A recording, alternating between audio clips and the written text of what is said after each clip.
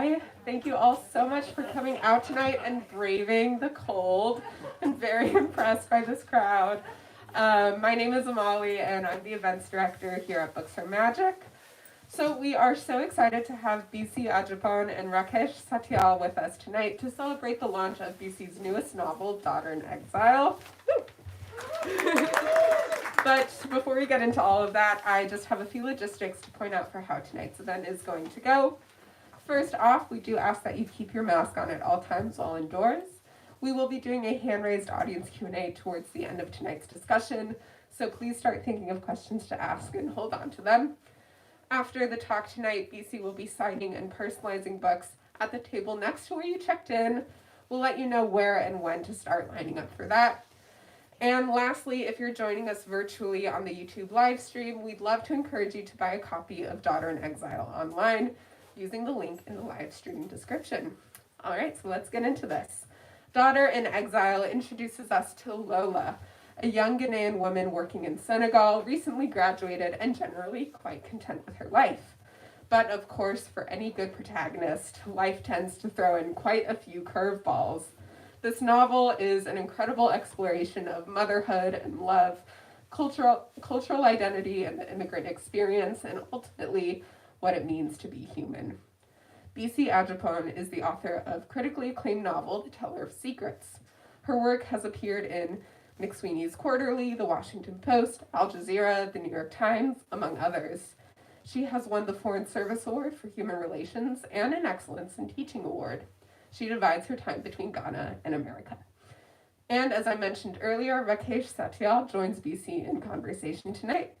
Rakesh is an executive editor at HarperCollins and the author of the novels Blue Boy and No One Can Pronounce My Name.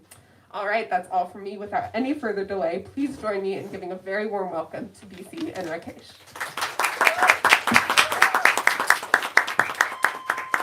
Hello, everybody. Hi.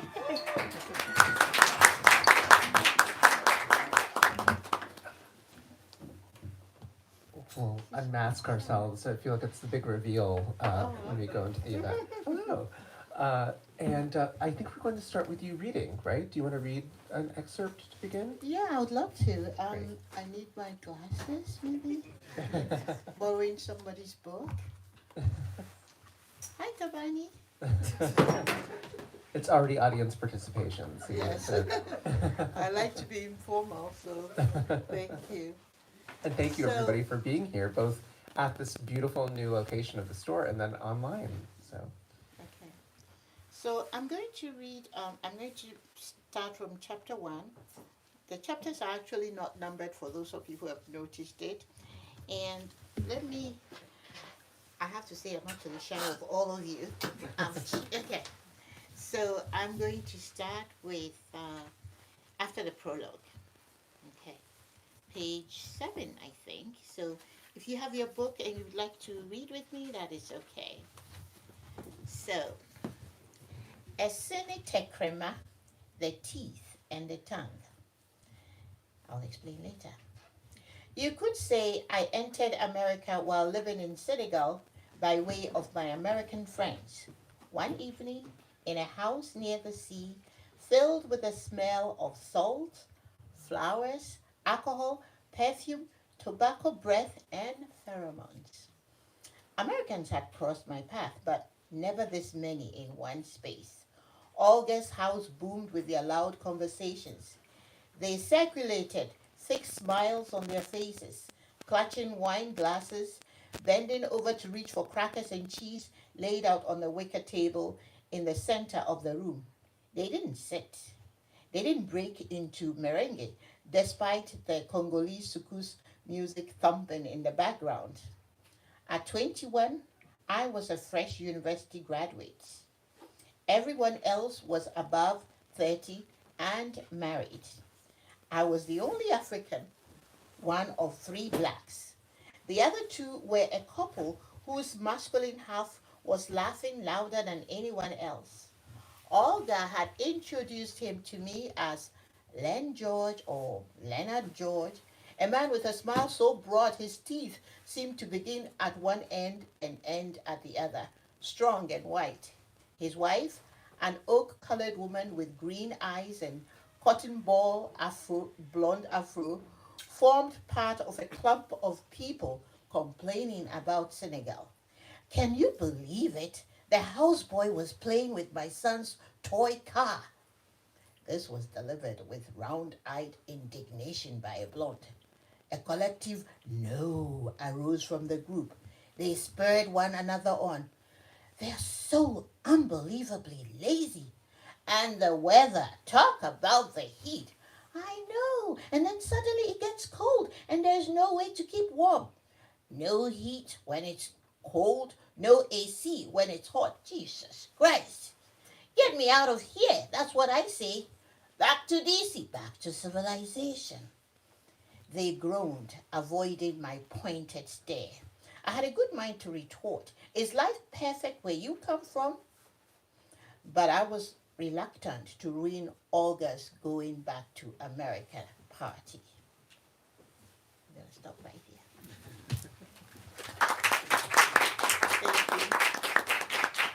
So it's always a joy hearing you read your work because you've done work not just as a writer, but you worked with a theater group for a long time, right? Yes, I actually used to direct a young Shakespeare theater in Washington, D.C. Well, when I say Washington, D.C., I really mean Northern Virginia, yes. So, yeah, I did for some time, and I used to work with people on voice, so Yeah. that's why I've been trying to audition. Let me narrate my voice. That's right. Yes, we have I very may want strict. to consider that in the future. And so I want to talk. Obviously, we've worked together before because we worked on your first novel, *The Teller's Secrets*, which I highly recommend as well.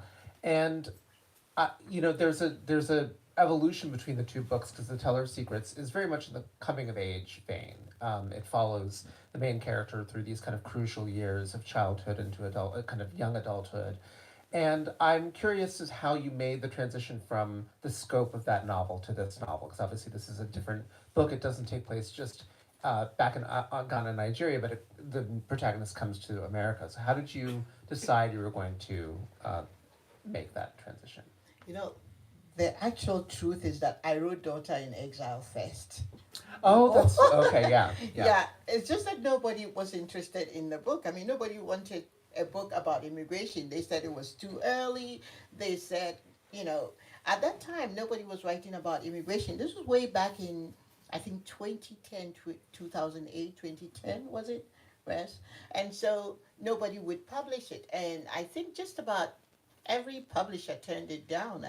I was rejected by maybe about 35 publishers or something. So anyway, my heart was broken, and so I just, chucked it somewhere and forgot all about it.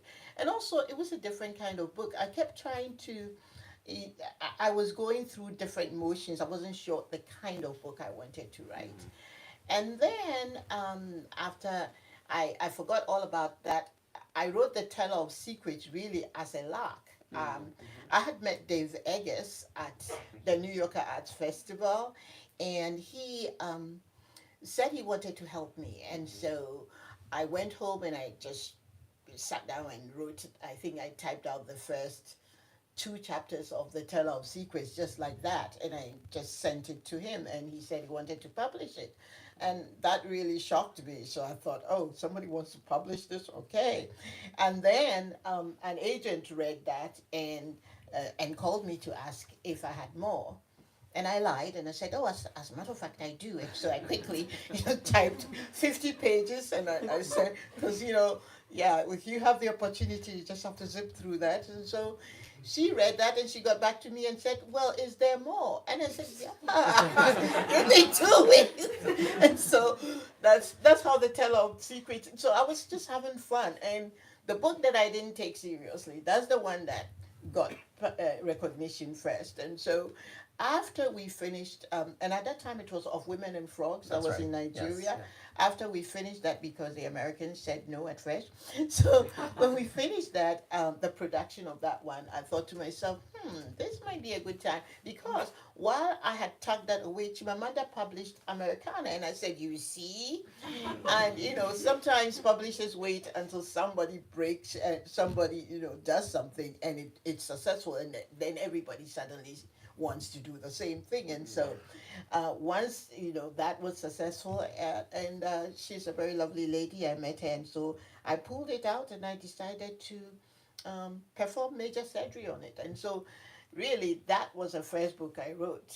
And this, so sometimes people say, I heard, I think I read a critic, one of the reviewers, and she said something interesting. She said it felt like a sequel, and it's just coincidence. So maybe Tell of Secrets is the prequel. That's fascinating. I mean, I think that's a good lesson to learn, which is when you leave behind these preconceptions of what you're supposed to be doing and you write what you really believe in and you kind of own your voice that way, then that's oftentimes when you have the breakthrough. And that is one thing that I think a lot of reviewers pointed out about The Teller of Secrets was how assured that voice was. And it certainly spoke to me when I read it for the first time. But that's really helpful to know, because then we did a fair bit of work on this novel because you had done, I think you did a revision on it then when you came back to it after some time before I even started Yeah. working with you. Right? Yeah.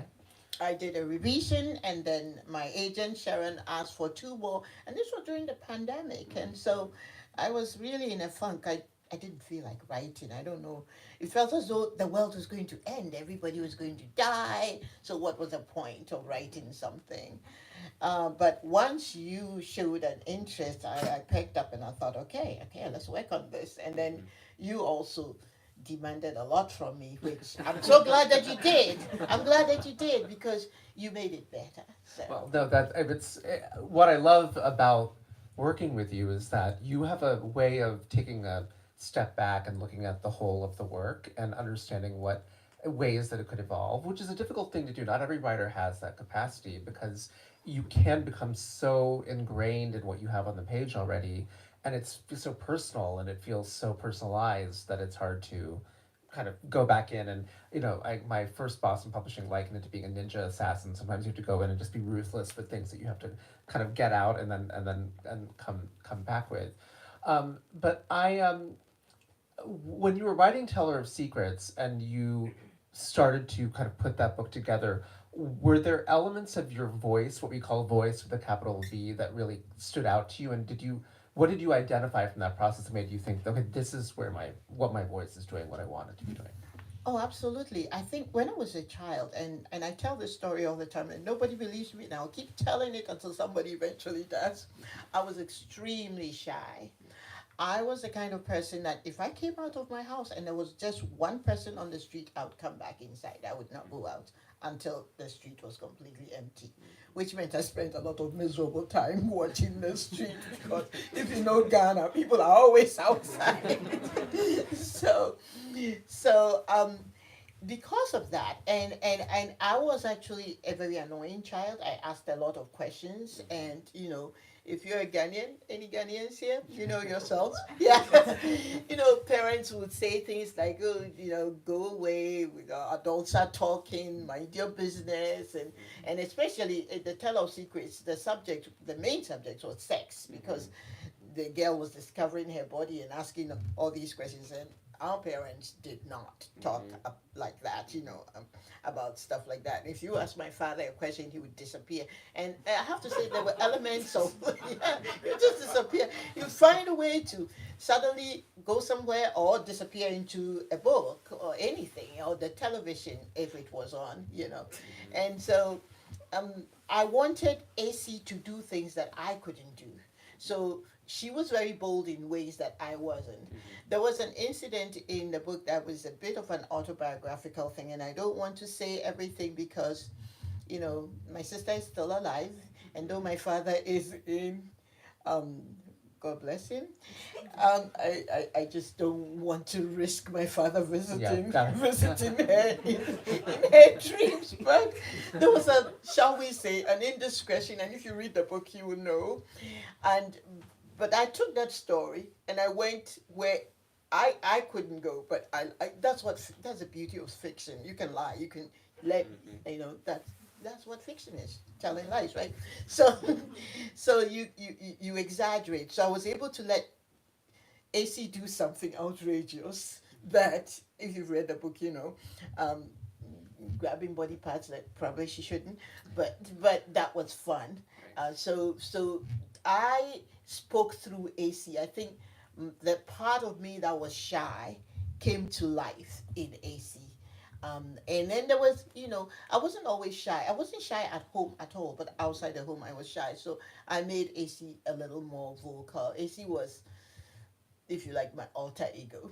Well, that's again, that's telling, no pun intended, because you're, the idea that you're giving a boldness to a character at this point in time, this juncture where you didn't know what was happening with this now second book slash first book, and you're finding a voice in that book. So there's a parallel there to be drawn between how you were striving for this boldness in that character that maybe was helping you center the voice that you were going to assume as a writer. And then we have Lola in this book, who is also navigating this world that feels very unsure for herself as she does so. Can you talk about how you came to her as a character and how that emerged for you as you were working on this book? Yeah, I just hold on to that question just a minute because I was looking across at my fellow scribe who I will not like put her on the spot by mentioning her name, but if you've read as many books, you might find AC, Amma, and things like that, and that is because there are days of the day of the week names for our characters, and not for our characters, for our culture. So, for instance, I was born on Saturday, so I'm Amma, and I have a daughter who is born on Sunday. I'll not point her out, but she's AC, and so we have Quasi and that kind of thing. And I chose AC because everybody said, "Oh, but your name rhymes with Bisi, AC." Well, I chose AC because AC, they believe that the characteristics have got are embedded in the name. In other words, Amas are troublesome, which I was naturally. ACs were the good people. So I intentionally gave the girl a name, AC, which was supposed to be good, but she was this person who was always getting into trouble. And you explain that early in the book. Yes. She explains the origin. She explained, and yet everybody thinks, oh, AC, BC, there's a reason for it. It never even crossed my mind because BC is actually a Nigerian name. It's not even a Ghanaian name. And if you've read Homegoing, there's a character, AC also. So, yeah. So they're just 7 days of the week. So we pick whatever name we like. And so you may find a lot of ACs and Ajuas. I've lately started writing Ajua, and I realized that almost every character is Ajua now. So now I have to start changing. Take on somebody else, a queer or something. As a matter of fact, Lola is a queer. Yeah, well, there you go. Her mother keeps going, a queer Olivia. And you're in trouble when they call you by your full name like that, queer Olivia. So, yes, please ask that question. Yes, again, so I yes. forgot that question. No. So, no, but as you were crafting the character of Lola, because again, there's a timidity to her because she's starting to navigate this immigration system. She comes to the States, and that she bumps up against a number of challenges when she's here. So, can you talk about just how, as you were creating that character, what personality you were trying to infuse her with? Because they are quite different characters. The fact that you had set this novel aside, written AC, who is a bit more assertive, but then you went back to Lola, and she was a bit more regressive at the beginning of the book, at least. So can you talk about that a bit? Yeah, and I think it's because first of all we have Lola who is growing up. She actually is a university student, and she finds herself in Senegal, living alone with another young girl. And it's something that if you're from our culture, we don't do. Young people don't live on their own until they are married. So you've got these girls, they are in their 20s, they're 21 years old, and they're having a blast, having a job, their own apartment, and that kind of thing. But at the back of that, and anybody who, even if when you're India, if you're Indian, Asian, you all can relate to that. You can always hear your mother's voice or your father's voice saying, "Thou shalt not, thou shalt not." And remember, throughout, she's corresponding with her mother. Her mother is writing letters, and the letters are full of, "Are you going to church? Are you doing the right thing? Are you watching yourself, not getting into trouble, and that kind of thing?" So AC is constantly battling the voice of her parents, of her mother, since her father is actually deceased, but she's got her mother. And the culture is a very strong culture, so she can't just shake it off and go to America and say, "Oh, the heck with all of you. So she's very much a Ghanaian girl, and I think I tried with Lola to be as realistic as I possibly could. I actually looked at some of the people that I went to school with, my own life, my friends, and just observing people around me. And even now, when I come to the DC area, I stay with a Ghanaian family, and it's amazing. You look at the situation. Yes, the geography has changed, the weather has changed, but everything else is exactly the same. And people don't understand how hard it is to navigate that for a young person who is straddling two cultures. And I've been guilty of that, by the way, where you think the world that you grew in that up in, that's not what the world that the child is growing up in. So Lola is corresponding with the mother and trying to, share some of her difficulties. And in her case, what she's doing is really trying to get a resident permit. And all mom is thinking about is, hurry up, just come home to the safety of home. What's wrong with you? What are you doing? Yeah, that was. I remember doing when we were working together. That was a question I kept posing to you, which is one of the things you're going to have to explore is the reasons why she really decides to stay, why she can't go back. And I know that that was something you really wanted to give her character this willfulness to make her way, to figure out how she was going to forge ahead in the States. Can you talk about that a little bit too? Like how you, because that was something we talked about, this Yeah. kind of reason why she decides to persist. Yeah, I have to say, this is a problem that I struggle with. I see a lot of immigrants, and there is this stubbornness. Even when, I mean, Lola becomes an undocumented immigrant, and there is nothing for you here. You find somebody, and I know somebody who, after 30 years, I think through marriage or something, now has a work permit, but they will not go back home because I think a lot of people come to America with false expectations because we watch movies. I myself, when I came to America, I was so disappointed. I literally thought, no, I literally thought, you know what you see? I thought I was going to see Michael Jackson, Diana Ross. They walk here on the street, we're having one big block party. That's not what happened. Instead, people were snippety in New York. I remember I needed to use the bathroom and I said to somebody, it's a very Ghanaian thing to do. Oh, could you hold my baby for me? No. How mean. How could you be so mean? Why would you want to hold my baby? And somebody said to me later on when I was complaining, you lucky that the president didn't take your baby. I just thought, and so there is this stubbornness to make it at all costs. And when people go back home, they don't tell the truth about what life is like. So I remember, if you see people on a plane going back to Ghana, and I'm talking about a certain type of person, they've got, and they don't do that anymore. But once upon a time, it was a boombox, it was a big camcorder, and a fake accent. Shit, man, that kind of thing. And it's because, you see, the expectation back home is that people at home, they don't, I like to say this, and people may disagree because now I live in Ghana. And I feel that, and I've seen so much of the world now, there's so much more to life than just having the right gadgets and technology and all that. For me personally, I'm so much happier in Ghana. Um, there are all kinds of issues, mind you. I mean, Ghana is not this heaven, let me tell you, not at all. In fact, it will sometimes drive you crazy. But what is the point of sleeping in a bathroom, which Lola doesn't do, but Lola actually observed somebody doing that?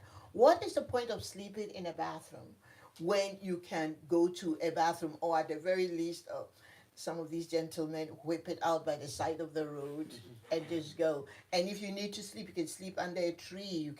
You can do many things. The roasted plantain seller is a lot happier than somebody who is here struggling with racism, with poverty, and being constantly afraid of the law. Because, I mean, you see in Lola's case, when she gets taken advantage of by a lawyer, she can't even call the police because she's scared. At the back of your mind, you're thinking you might be arrested, be deported. If that is the kind of life you're leading here, then you're better off being whatever you were. And mind you, she actually had a good life. Mm-hmm. She was working for the Thai embassy. She was university educated. She was in the diplomatic circles of Senegal. So why come to America to suffer? And that is because one, people will not tell the truth, and the need to I guess prove that you made it. Mm-hmm. It's a warped way of thinking that I don't know. Well, And that's what I wanted to get across because she wanted to go back and impress, not with her, it wasn't to impress with wealth, but it was to prove to her mother that she could be independent. Mm-hmm. And believe it or not, that's actually a very strong force because you see, the way the society is very gossipy, and you see it where she writes a letter and the letter gets repeated to that person and that person, and next thing you know, everybody in the society knows your business. There is a proverb in Ghana that when the wind blows, it blows around everybody. So if you tell somebody that's none of your business, this is what they say to you. And when the wind blows, I think they blow around all of us. It's my business. Your business is my business.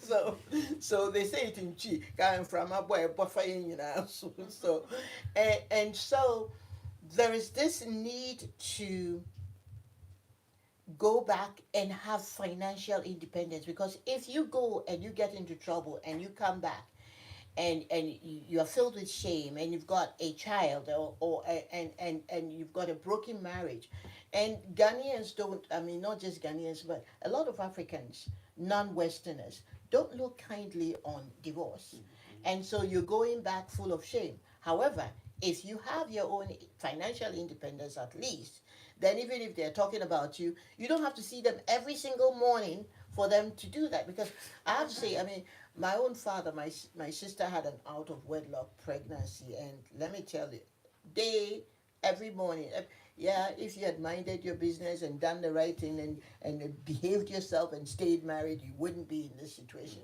And if you don't want to hear that all the time, then the solution is at least not to be living at home. Yeah. Because when Right. you're not living at home, you can do your own thing.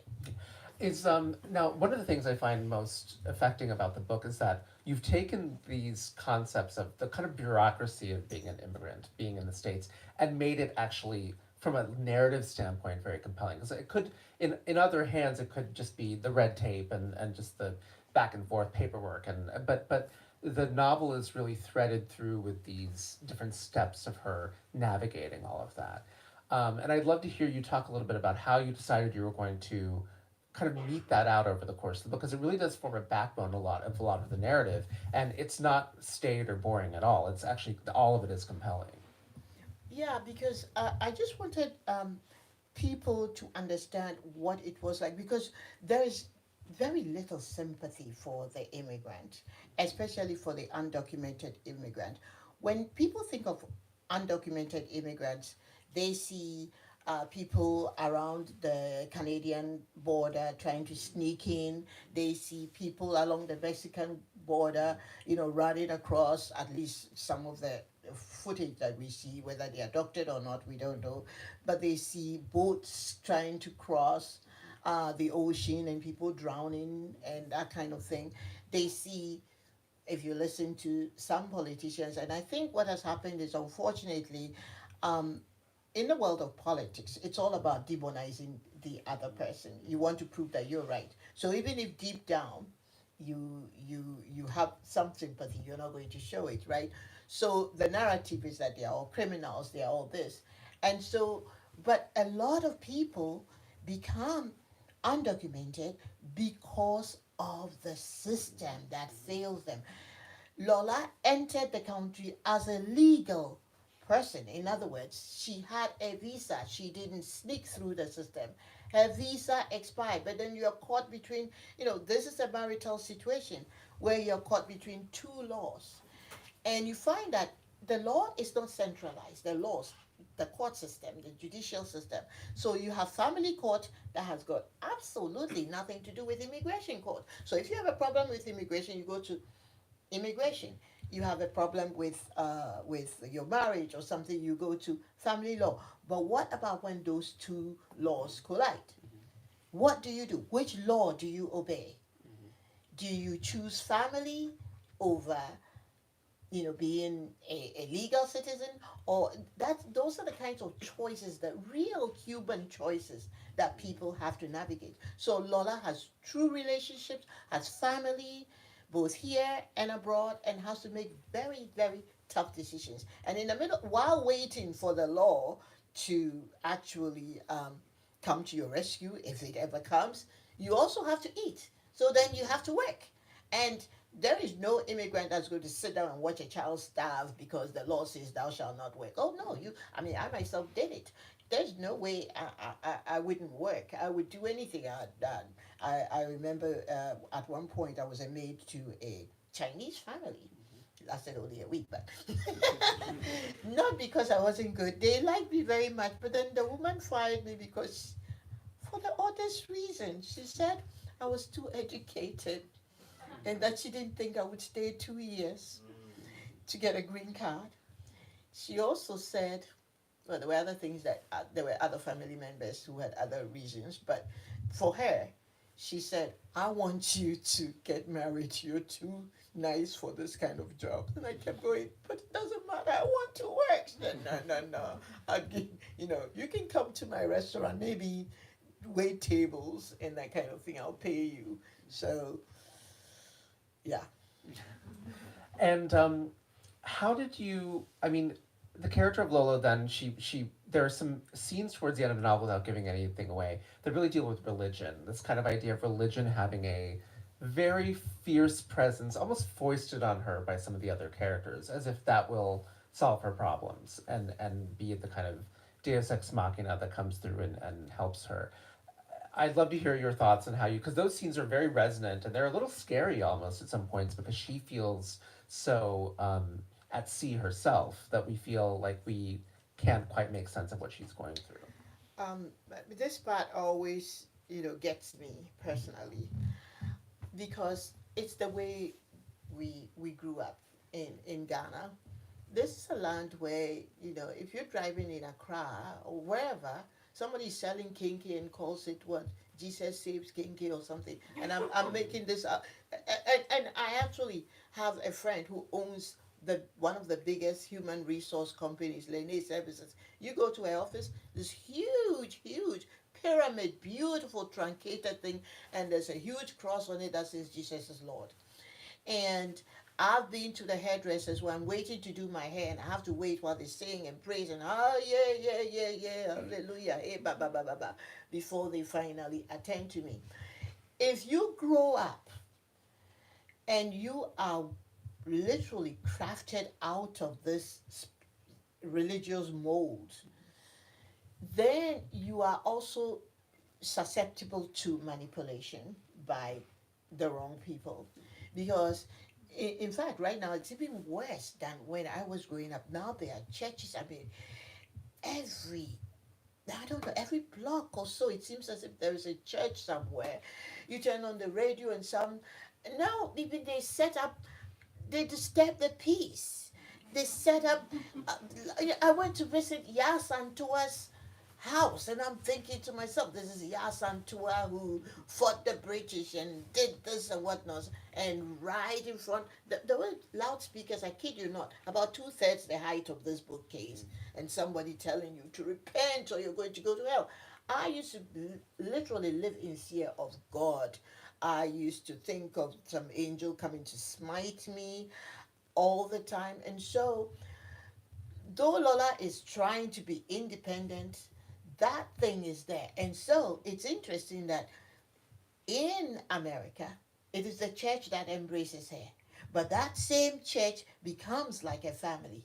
And that same church that has become like a family now becomes also the very thing that oppresses her.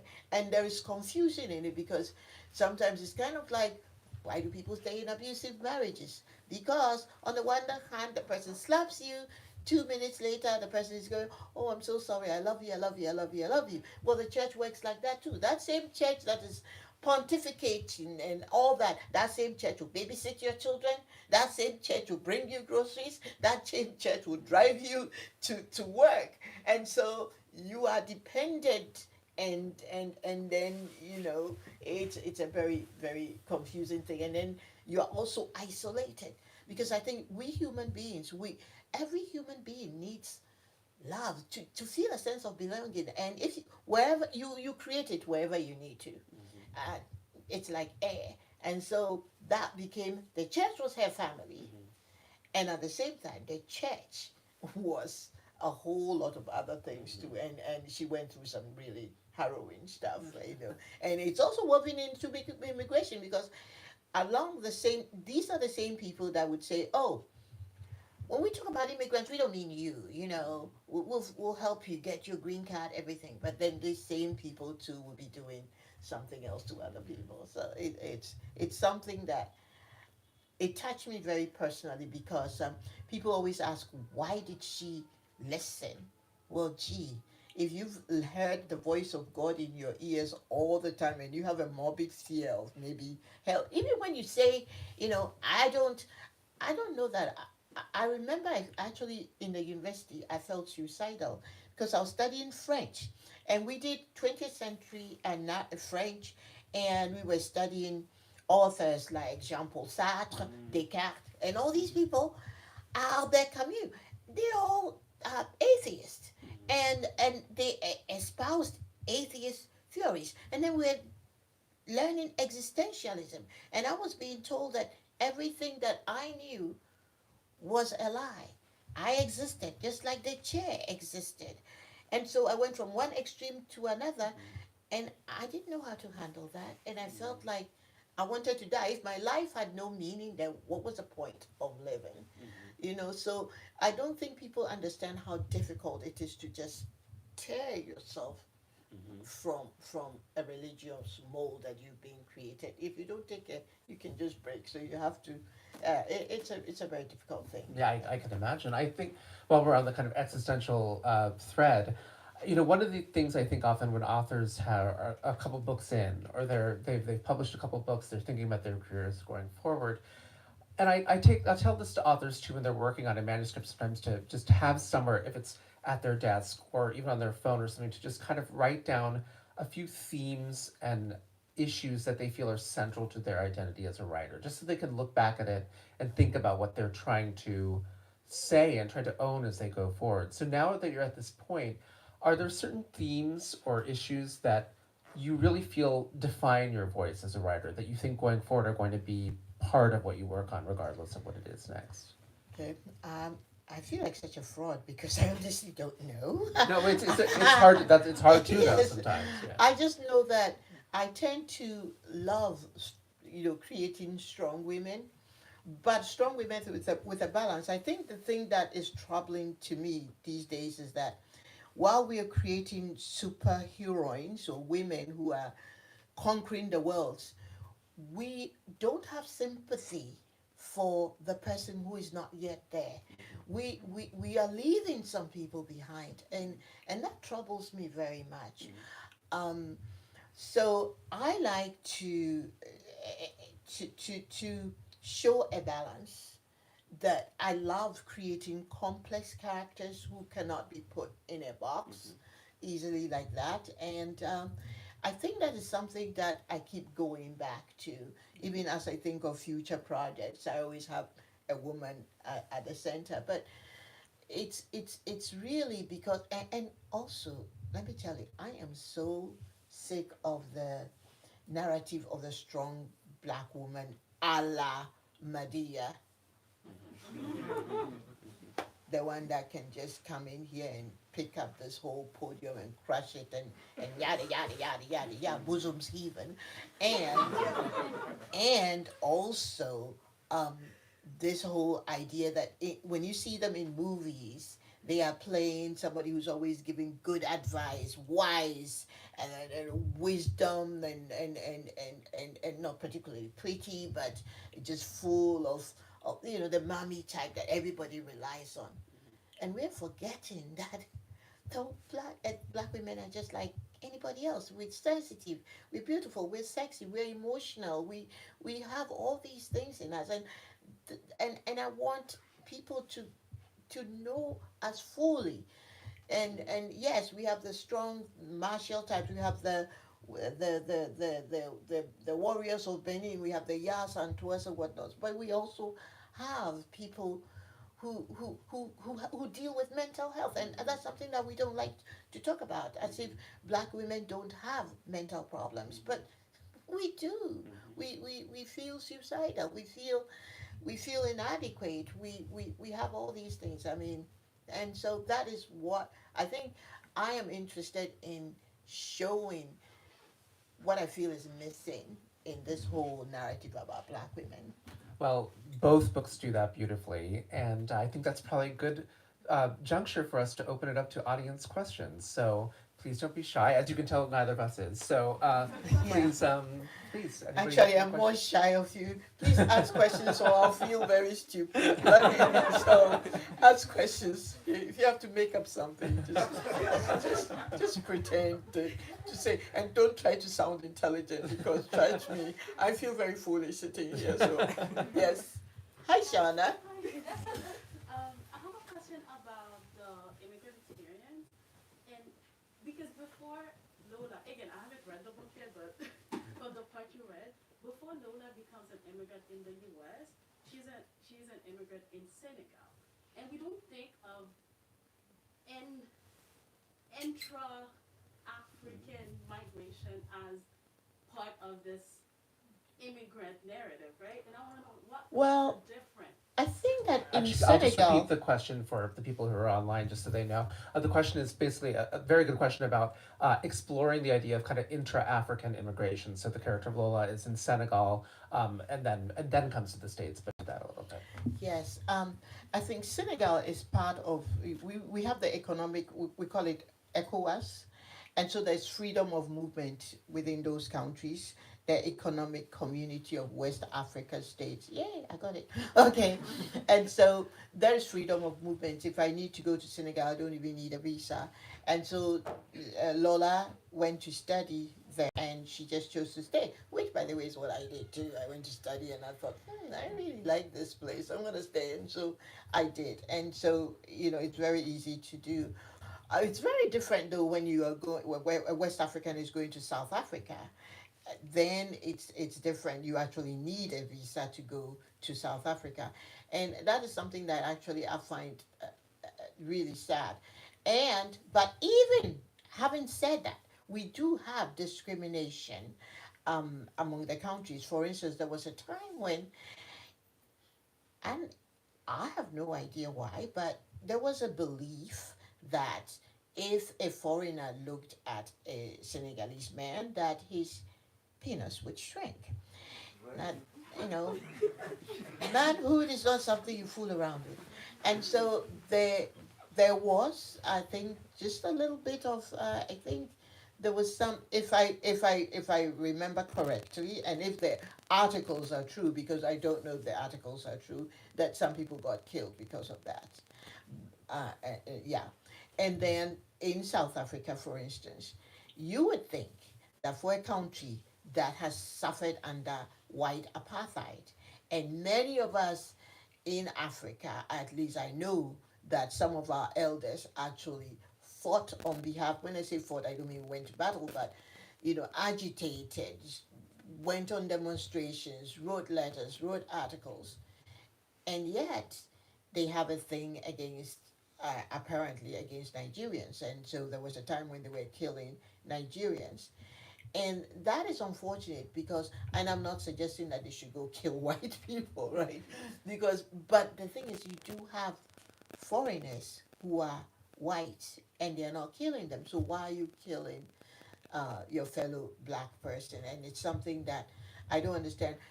But even as I say that, I also say that I've noticed that oppressed people tend to turn around and oppress other people.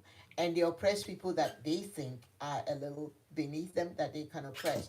And a case in point, when I was a teacher in Fairfax County, I noticed that the people that harassed the African kids the most were African Americans. But those parents, their parents, many of them would help us to bridge the gap. So, there is an incident, you talk to a parent, and the parent is willing to help. And by the way, that was just one small question. Let me cut it so other people. If I get carried away, just stop me, okay? If you leave me alone, I'll just. I'm sorry. Yeah, but. Next question that may lead to another. And no, give short Don't be shy. answers. Yes, right here. I'm so excited to read this book. I was really curious what your experience has been like getting this sort of like out during the HarperCollins strike, and how have you navigated that? And the question is about publishing a book during the HarperCollins strike. So That was actually quite painful. I felt like, you know how two parents divorce, and then one parent says, "I'm going to starve your child to teach you a lesson."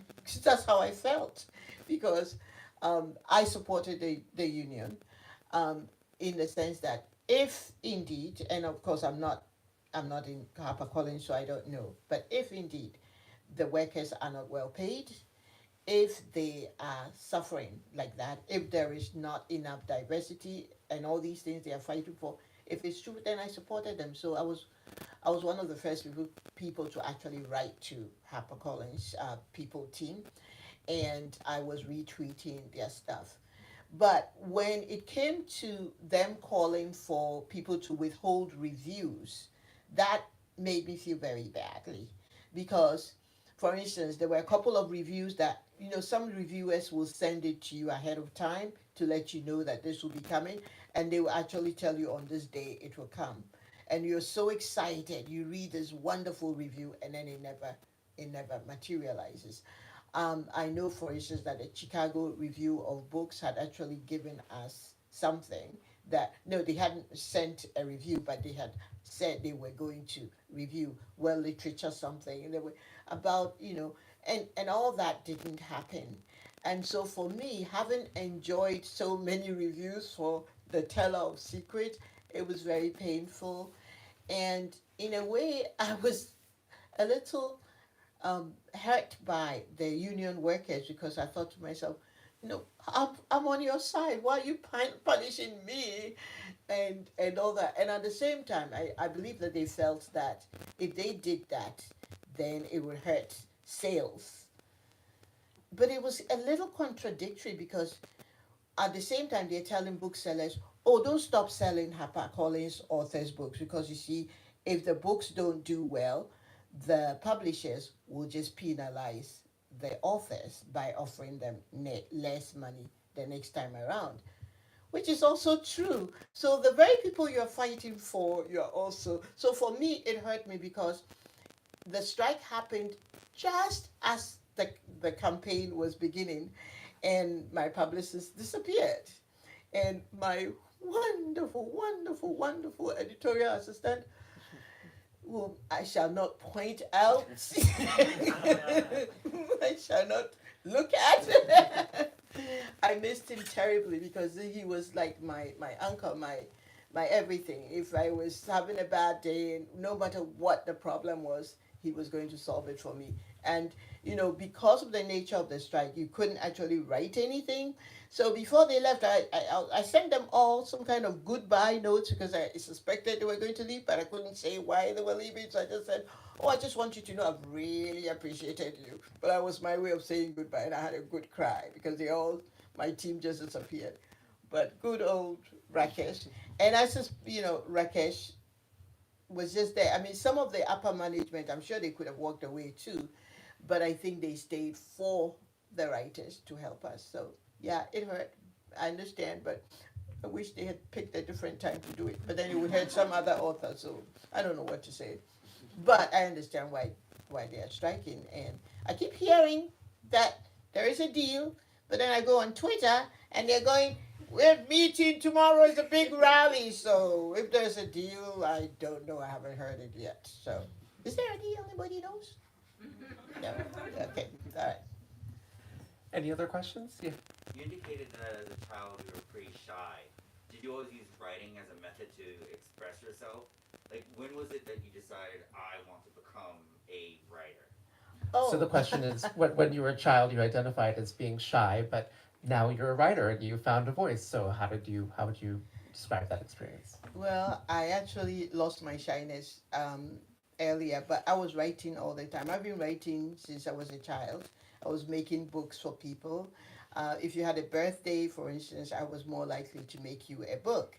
I used to write children's books for my children. Actually, I didn't do original stuff, but I would translate stories from Chi into English. I lost my shyness when my teacher put me on stage. I don't know what possessed her, but she put me on. It was a Christmas play, and I played a shepherd. And she just kept saying, "Well, you're there. Just drink water or something. Don't just sit on the stage." So I'd say something. I'll drink water. I don't know what she saw in me, because the following year there was a play competition, and she gave me the lead role, and we won. And I realized something. When I was on stage, I was not shy. For one thing, I couldn't see the audience, not like this, because the audience, they're in the dark. Right now, you all are looking at me, and I look at all these pairs of eyes, they're all zeroed for me. And I'm thinking, I hope that, I don't do anything foolish. So that's how I lost my shyness, just being on stage. And I also stopped focusing on myself. I realized that if I cared about somebody else, I was too busy caring to care about my own shyness. So now I'll talk to anybody, because I'm beginning to realize that inside everybody is some loneliness. I was at Ake Festival, and I saw a woman. She was in a full, what did they call it? Niqab or something? What? Yeah, you could only see the eyes. And she was in this, head to toe, she was wearing black. And I knew, I have been very good friends with a lot of Muslim people. I've been very fortunate, and by my own family, we are part Muslims. My mother's family, everybody there is Muslim, and I have this soft spot for my Muslim brothers and sisters. And we used to live next door to a Sudanese family, just the nicest people in the world. So I'm really in love with a lot of Muslim people, and because of what they wear, you can easily identify them. If you're dressed like this, I'm not saying that you have to dress like that. Please don't, please. But if you're comfortable dressing, and I think that's also sometimes we feminists, we judge people so harshly.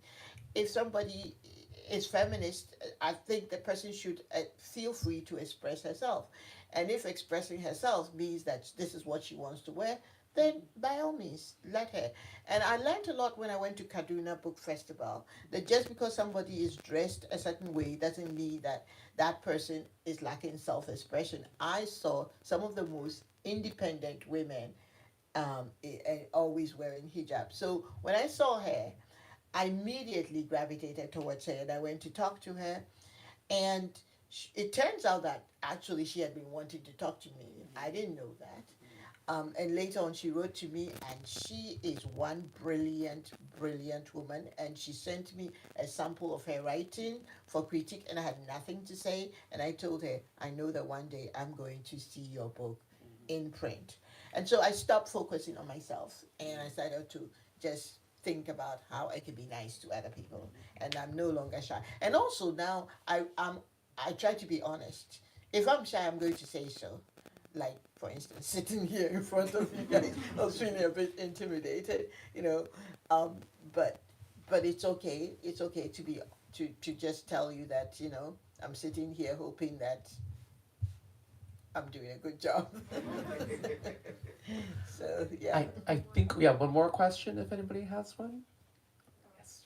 So I'm curious to learn more about the choice of the title of your book. So, especially the word exile, right? Usually when I think of the word exile, I think of being banished or being sent away. Why did you choose that as the title, and what meaning does it have for you? So the question is about the title of the book, Daughter in Exile, and especially the choice of the word exile. Yeah, in this case, self exile. I could have put there, but I didn't want to. But she chooses to exile herself. And technically, she could have decided to get on a plane and gone back home anytime she wanted, but she chose to stay. She put herself, and then circumstances now made it impossible. When she was ready to leave, circumstances made it impossible. Even the law, she could not leave. So now she was in exile. Yeah. Well, thank you again to everybody for being here, both in the room and online. And please read both of Bisi's books, Fellow Speakers and Daughter Night Crown. Thanks so much for being here. I'm so glad we got to do this. Oh, thank you for Great. being here. And can I put you on the spot, or you'd rather I don't? Yeah, sure. Okay. So I have my friend here.